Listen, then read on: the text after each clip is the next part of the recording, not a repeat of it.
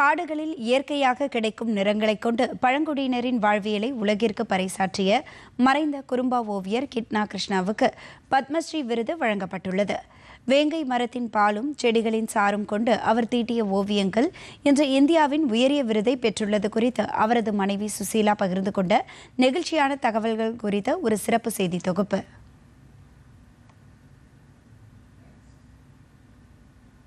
என் பேர் சுசீலா. எங்கள் வீட்டுக்கார பேர் கிட்னா கிருஷ்ணா. அவர் குறும்பா பெயிண்டிங் பண்ணிட்டு வந்துட்டு இருந்தார். அவர் இப்போ உயிரோடு இல்லை. அவருக்கு பத்மஸ்ரீ விருது கொடுக்குறதா அறிவிச்சிருக்காங்க, கொடுக்க போகிறாங்க. அவர் இப்போ இல்லை. ஆனால் அந்த விருது அவர் இருக்கும்போது கொடுத்துருந்தா எங்களுக்கு ரொம்ப சந்தோஷமாக இருந்திருக்கும். அவர் இல்லைங்கிறப்போ கொடுக்கும்போது எங்களுக்கு அதை வாங்குறப்ப சந்தோஷமாக இருக்கும், வருத்தமாகவும் இருக்குங்க. அவர் தாத்தா கிட்ட ஃபுல்லாக பெயிண்டிங் தான் பண்ணுவார். அவர் தாத்தா காலத்துலேருந்து அவர் தாத்தா கிட்ட உட்காந்து கற்றுக்கிட்டு செவுத்துல அப்புறம் துணிகளில் பண்ணிட்டு அப்படி வந்துட்டு இருந்தார்.